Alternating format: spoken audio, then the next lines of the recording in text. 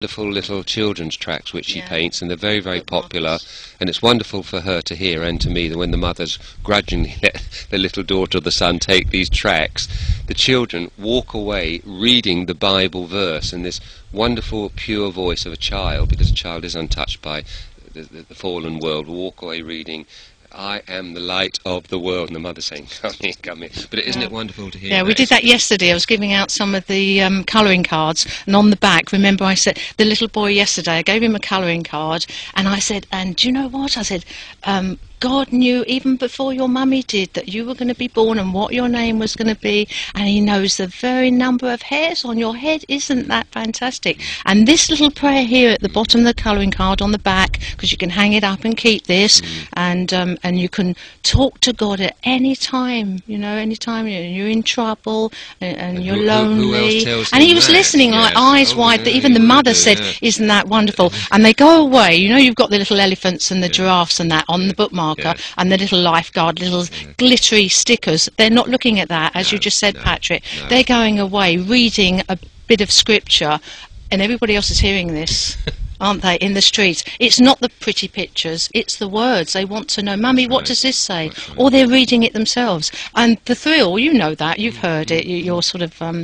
Well, I'm going to move you along swiftly now, just to say to tell everybody how we met and how we've been very much a team ever since. And we try to meet up once a year, sometimes even twice a year, and we go out track and we talk to so many people. And we've given out thousands and thousands of tracks. Vivian goes on her own letterboxing tracks and so forth. But I want to move you away from secular matters to, from spiritual matters to a secular matter of Vivian's book. Now, if you could just hold the book up first of all. But she was absolutely delighted when she got a letter. You tell them who you got the letter from and how it came about. You know, I give a little bit of public speaking. I do a bit of public speaking on medieval markets, fairs, early shops, retail historian. And I don't do very much of that now, I must admit. It's a bit too hectic for me. But I was going through a living bereavement when my mum and I split up, because we got back together the last sort of 13, 14 months of her life. I was lost. I walked away from the family because it's never been, you know, it's never been happy families in my house. No love there at all. That's why I came to God very early in life, when I was about 8, you see.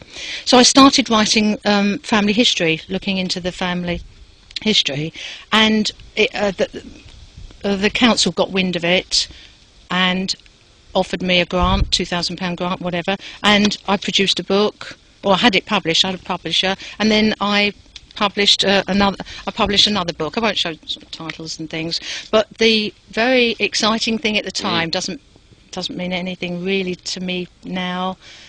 Is that the future King of England wrote the foreword to my first book. But I was proud of that fact. Well, I was astonished. I mean, because they were finding out, you know, behind scenes who was I. Had got a criminal record and all this up the palace. And we met. I met Prince Charles. We went to went to St James's Palace and Highgrove in Gloucestershire. Went up there, met him again, and that was fantastic. But that was so short-lived. It was like when the foreword came through for the book. That was like 3 weeks. I was on a high. Now, who's the King of Kings now? That's right. I'm going to move this along from yeah, there. sorry. And you wanted to tell our viewers here how you've tied this in with the future King of England to the King of Kings. What's the transition? The transition is, I've forgotten all about this.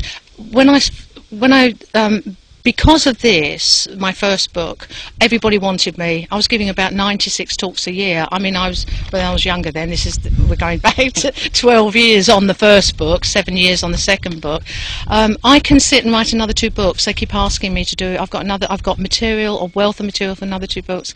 Patrick, my heart's not in it. I know. Because I've got another king, king of royal. I had the royal seal of approval there, and I've got the real royal seal of approval with the real King of Kings, and that's who I want to follow. Well, I'm delighted you told us about this, and I think you'll find this very, very interesting.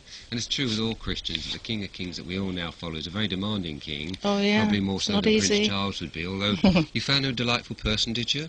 Tell a little yes. Just a little bit about him. You met him Did you find? Well, he was going through that bad patch, I think, with Was Princess he? Diana at that time, wasn't he? And he was very wary of going into. He'd never been Right. to a street market. This is what this is all about. And meeting him, yes, I did. I Are found you glad him. you met him? Yes, yeah, I did. And if I hadn't have done, look at the steps it's taken. It took me on to my next publication, and I was doing Wilson, and I had to meet you. I had to meet you. God made that a God-given appointment, and now and he's my life. There we are. Well, there you have it. There's Vivian's journey of how she met us, and we're absolutely delighted. And she's a wonderful host whenever we come down here, and we're always very, very pleased to see her and talk to her. We're going out later on today, but you can see her journey, and it ties in very closely, I think, with what she was telling us with the books, that she from the future King of England to the King of Kings. Well, this is Patrick Patel in a very windy, overcast town in her beautiful garden in Kent. Very cold today, saying Maranatha, thank you, and good luck.